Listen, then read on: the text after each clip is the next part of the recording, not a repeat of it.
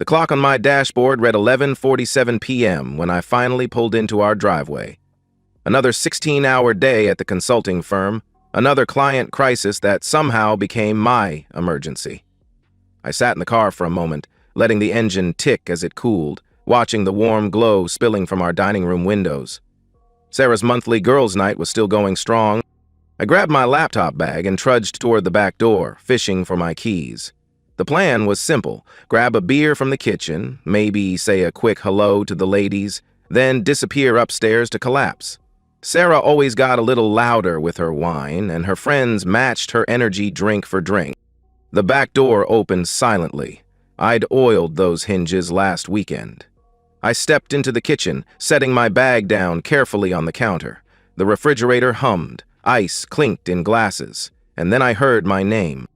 Honestly, Tom is just so predictable. He has no idea. I froze with my hand on the refrigerator handle.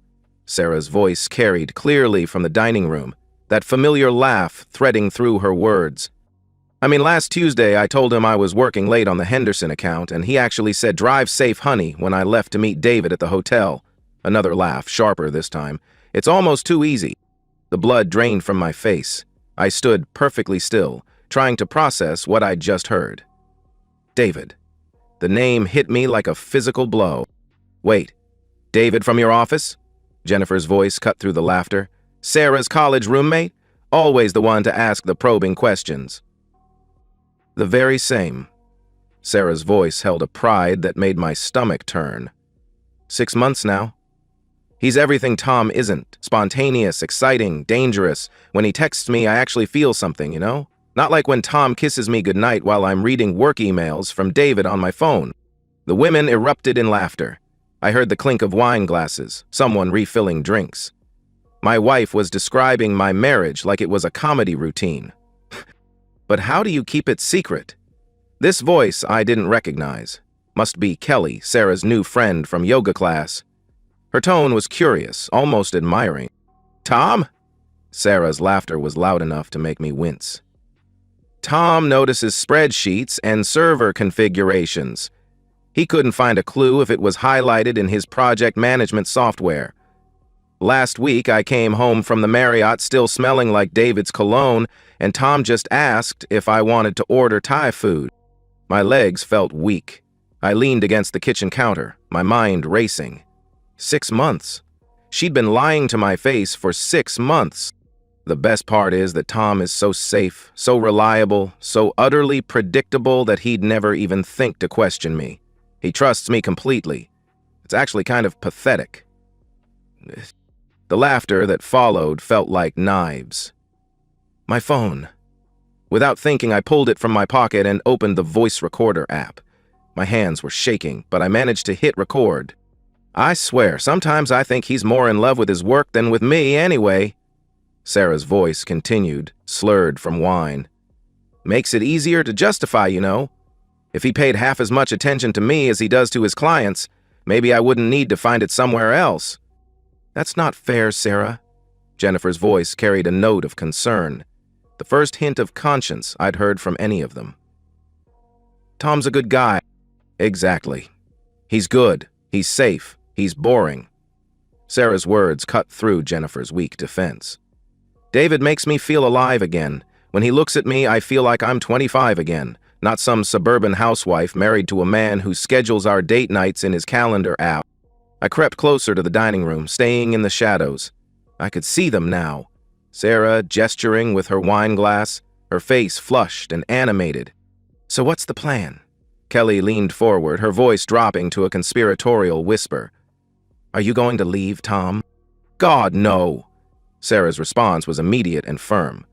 Tom's got the house, the savings, the stability.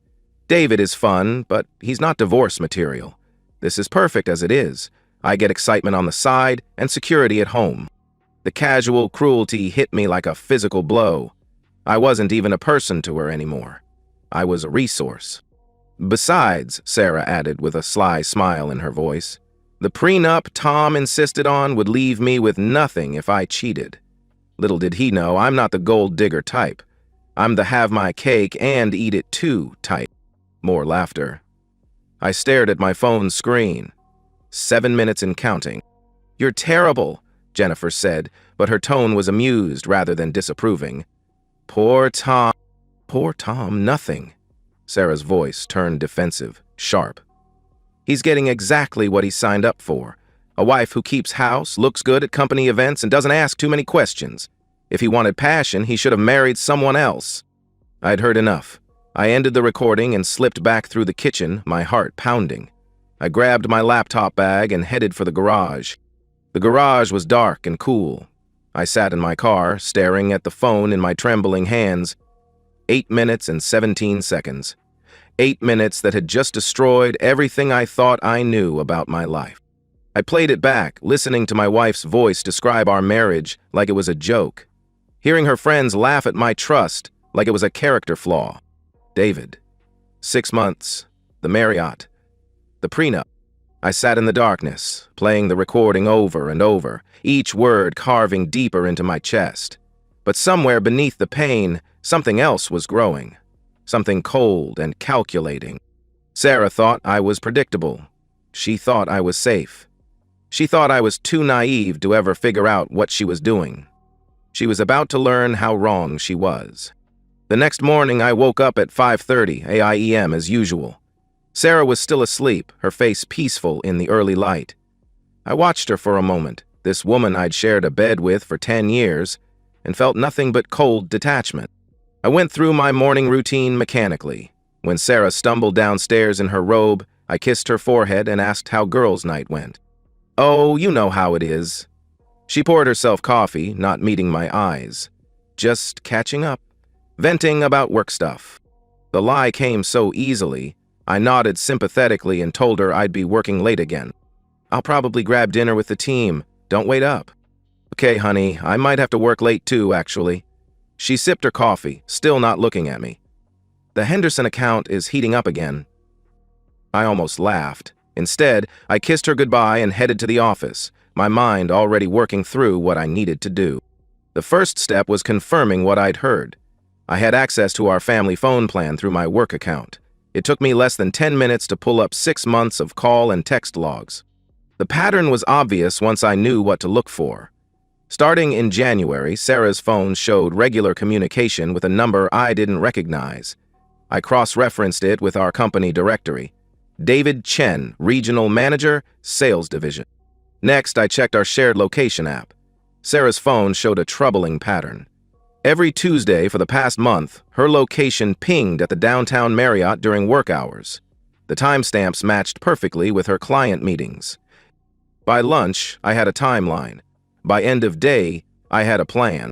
I called my lawyer first. "I need to understand the infidelity clause in our prenup, what constitutes proof, and what the consequences would be." "The clause is ironclad," David Brennan said carefully. "If either party commits adultery, they forfeit all rights to marital property. But you'd need substantial proof, documentation, photos, hotel records, multiple witnesses." I thanked him and hung up. Then I called the private investigator he'd recommended.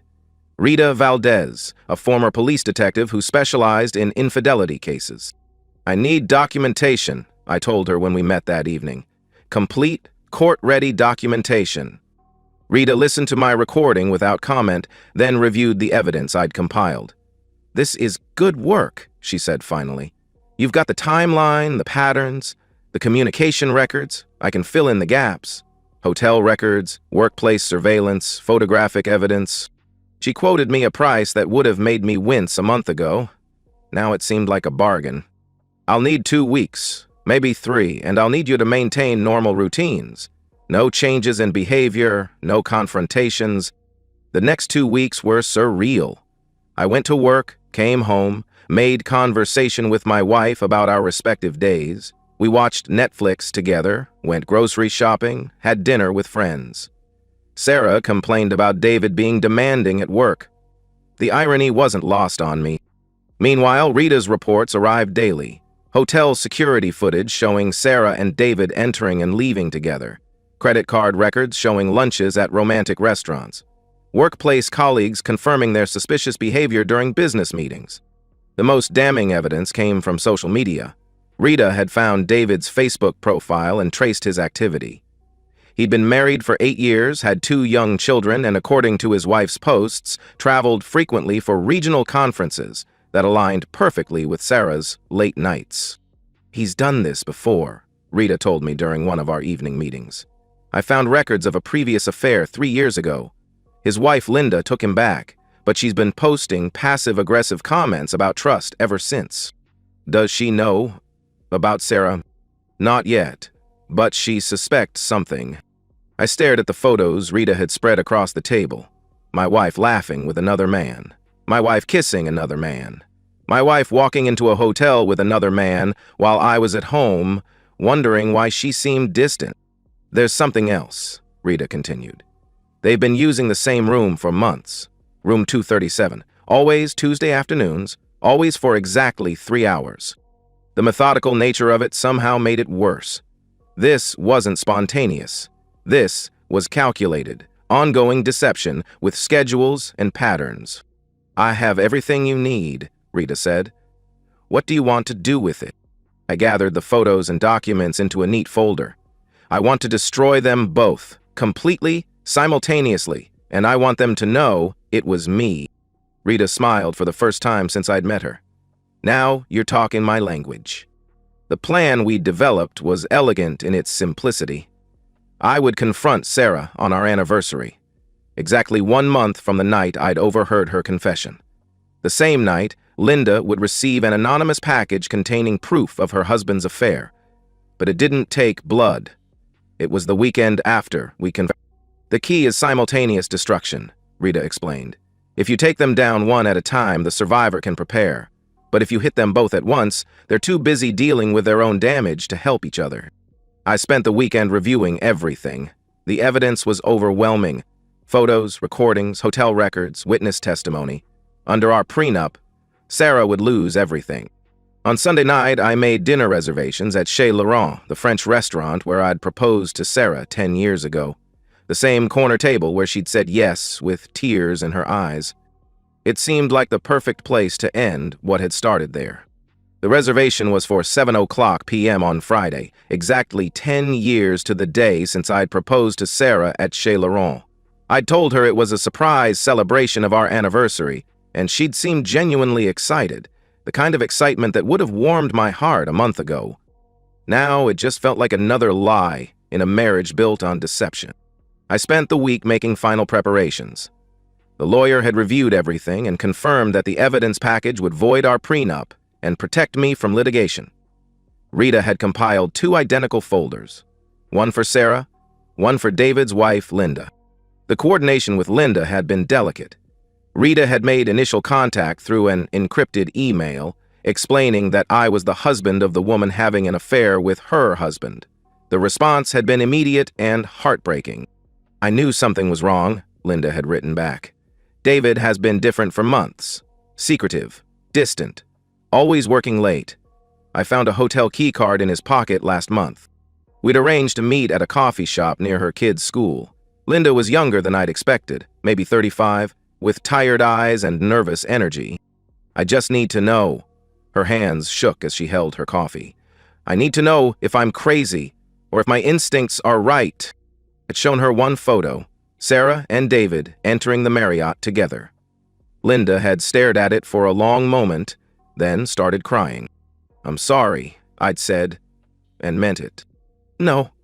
She wiped her eyes, voice stronger now. "I'm glad someone finally told me the truth."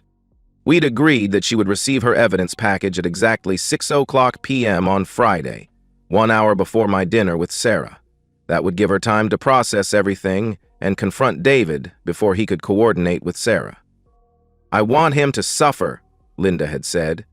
"I want him to lose everything, just like I'm about to lose everything." I understood the feeling completely. Friday morning, I went for a run to calm my nerves. Today was the day I'd been planning for 3 weeks. Today, 2 marriages would end and 2 cheaters would face consequences. Sarah was making coffee when I returned, smiling in her silk robe. "Someone's up early," she said, kissing my cheek. "Excited about tonight?" "You could say that." I toweled off my face. I'd been looking forward to this for weeks. Me too. It's been too long since we had a proper date night. She paused, studying my face. You seem different lately. More focused. I felt a chill of panic. Had I been too obvious? Just work stuff, I said casually. The Peterson account is finally wrapping up. She accepted the explanation with a nod. Tonight should be fun, just the two of us. No distractions. No distractions. The irony would have been funny if it weren't so painful. At 3:00 p.m., I sent the final text to Rita. Green light for tonight. Proceed as planned. Her response was immediate. Package delivered to Linda at 6:00 p.m. I'll be nearby if you need backup. At 5:30, I drove home to change. Sarah was applying makeup at her vanity, wearing a black dress I'd bought her last Christmas. Terse, chattering dicks dodged, twisted as a bull. You look beautiful, I said, and meant it despite everything. Ed, thank you. She smiled at me in the mirror, the same smile that had once made my heart race. The drive to the restaurant was quiet. Sarah held my hand and chatted about mundane things while I focused on driving. My phone buzzed once. A text from Rita confirming that Linda had received her package and was handling it as discussed. David's world was ending right now, and he had no idea. Chaise Laurent looked exactly as I remembered. The same intimate lighting, the same corner table where I'd proposed. The hostess seated us with a smile and congratulated us on our anniversary. 10 years, Sarah said, raising her wine glass. Here's to 10 more. I clinked my glass against hers. To truth. She laughed, oblivious to the weight of my words. That's an odd toast, but I'll take it. We ordered dinner and made small talk. Sarah seemed relaxed and happy, occasionally reaching across the table to touch my hand. If I didn't know better, I'd think she was genuinely enjoying our anniversary dinner. My phone buzzed, a text from an unknown number. It's Linda, confronting him now. Thank you for giving me the strength to do this. I excused myself to use the restroom and called Rita. How's it going? Perfect timing. Are you ready? I'm in the parking lot. The second package is in my car. Whenever you're ready. I returned to the table as our entrees arrived. Sarah was cutting into her salmon, describing a funny incident with a client. She looked beautiful and animated and completely unaware that her world was about to collapse. Sarah, I said, pulling the manila envelope from my jacket pocket. I have something for you. She looked up, curious. What is it? Open it. She set down her fork and opened the envelope. Her face went through confusion, recognition, and finally, horror. The first photo showed her and David entering the Marriott. The second showed them kissing in the elevator. The third showed them leaving 3 hours later, her hair disheveled. Tom, she whispered, her face going pale. I can... Keep looking, I said calmly. The rest was devastating. Hotel records, credit card statements, screenshots of text messages.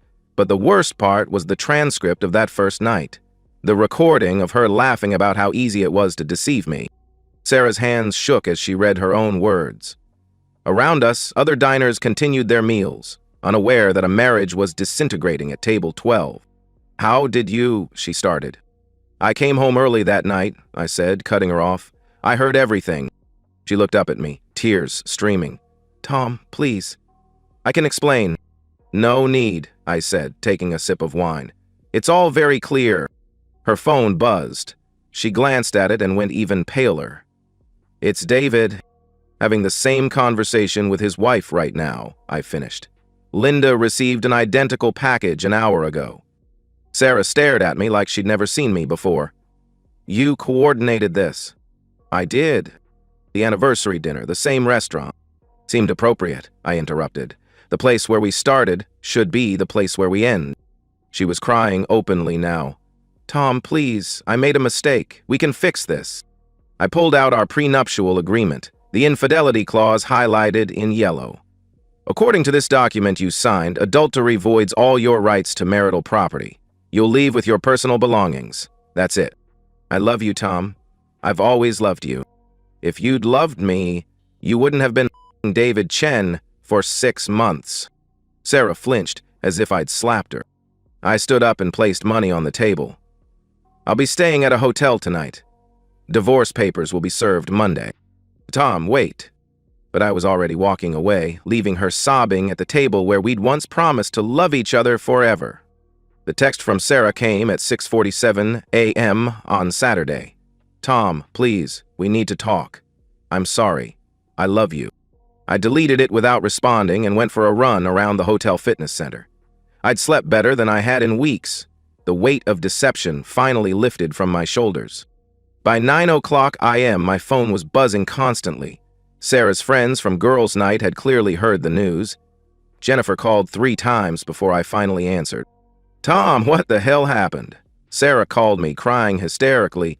At midnight, you tell me, Jennifer. You were there when she bragged about the affair. Silence.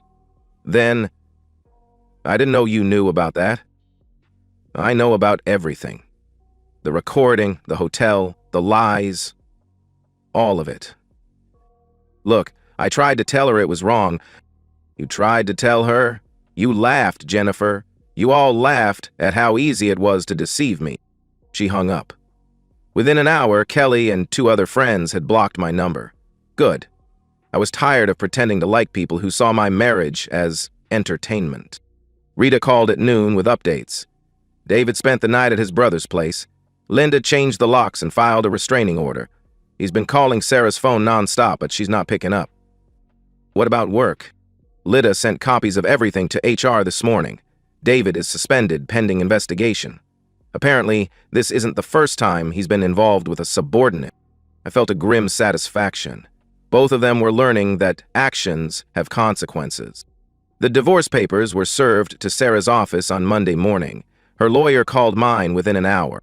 Your client is being unreasonable, my lawyer David told me over lunch. Sarah wants to negotiate. What's to negotiate? The prenup is clear? He's claiming emotional distress, says she wasn't thinking clearly when she signed it. She seemed to be thinking clearly when she was planning hotel meetings with her lover. David smiled. That's essentially what I told her attorney. The evidence is overwhelming, Tom. She has no leverage. The next few weeks were a blur of legal proceedings and logistics. I found a new apartment across town, hired movers, and started separating our financial accounts. Sarah tried to reach me through friends, through work, through anyone who might carry a message. The message was always the same. She was sorry. She wanted to work things out. She'd made a terrible mistake. Too little, too late. The most satisfying moment came 3 weeks after the confrontation. I was at a coffee shop when Linda walked in. She looked different. Stronger somehow. More confident. Tom, she said, approaching my table. I hoped I'd run into you. How are you doing? Better than I expected, she said, sitting down. The divorce is moving quickly. David is desperate to avoid a trial, so he's agreeing to everything my lawyer demands. And the kids? They're resilient. They know Daddy moved out because he made bad choices. They don't need to know the detail. I admired her strength. I'm sorry you had to go through this. Don't be. You gave me the truth. That's more than anyone else did. She paused. Have you heard from Sarah? She's been trying to contact me. I'm not interested in talking. Good. They don't deserve second chances. We talked for another hour. Linda was going back to school, pursuing the nursing degree she'd abandoned when the kids were born. She seemed genuinely excited about her future. I should thank you, she said as we prepared to leave. I feel like I'm finally free to be myself again. I understood the feeling. The final court date was set for a Tuesday morning in May. Sarah looked different, thinner, older, wearing a conservative suit that couldn't hide the stress of the past 2 months. She tried to make eye contact with me across the courtroom, but I kept my focus on the judge.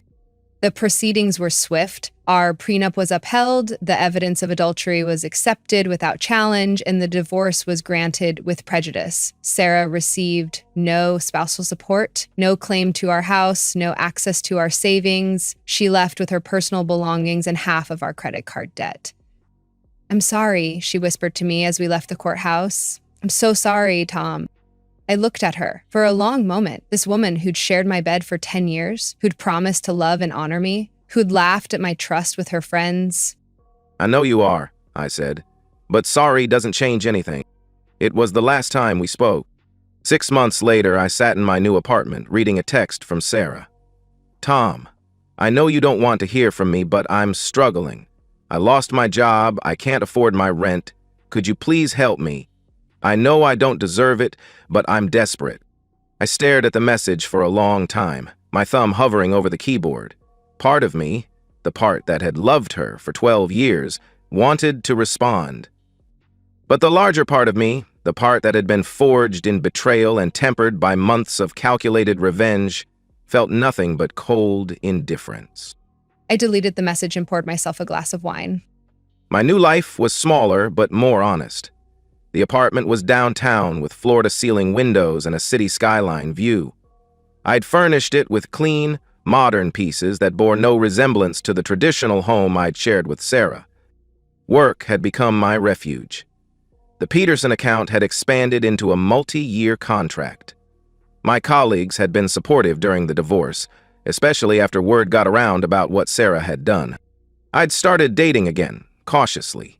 A few coffee dates, a couple of dinners, nothing serious. I found myself hyper-vigilant about inconsistencies in stories, about phones being turned face down, about last-minute plan changes. The ability to trust completely had been permanently damaged, but I was learning to live with that. Linda and I had become unlikely friends. She'd graduated from nursing school and was working at the children's hospital. Her kids were thriving, and she'd started dating a divorced teacher from their school. We met for coffee once a month, two survivors checking in on each other's progress. "You look good," she told me during our most recent meeting. "Relaxed." "I feel good," I admitted. "Different, but good."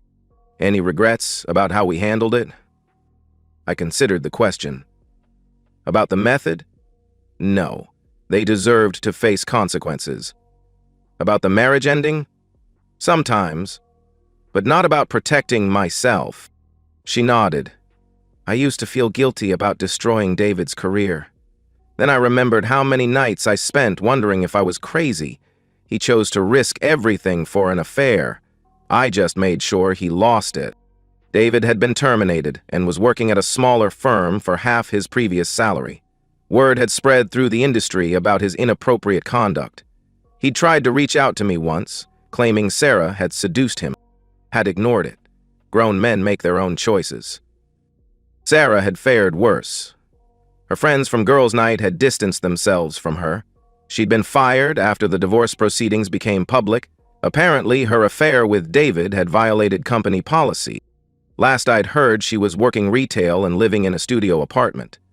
Jennifer had mentioned that Sarah was seeing a therapist and had joined some kind of support group. "She asks about you," Jennifer had said. "She wonders if you're happy." "Tell her I'm fine," I'd replied, "and tell her to stop asking." The truth was more complicated than fine. I was free, financially secure, and professionally successful. I had good friends, interesting work, and respect from people who mattered. But I was also changed in ways that weren't entirely positive. I'd become harder, more calculating, less willing to give people the benefit of the doubt. The part of me that had been capable of complete trust and unconditional love had been surgically removed. Sometimes I wondered if that made me a lesser person. Other times I thought it made me a more honest one. The recording from that first night was still on my phone, filed away in a folder I rarely opened. I'd thought about deleting it many times, but something always stopped me. Tonight, finally, I deleted it. I was sitting on my balcony, looking out over the city lights, when my phone buzzed with another text from Sarah. "I know you won't respond, but I want you to know that I understand why you did what you did. I deserved it. I hope you find happiness. I hope you find someone who deserves your love." I read it twice, then deleted it like all the others, but this time I felt something I hadn't experienced in months when it came to Sarah: closure.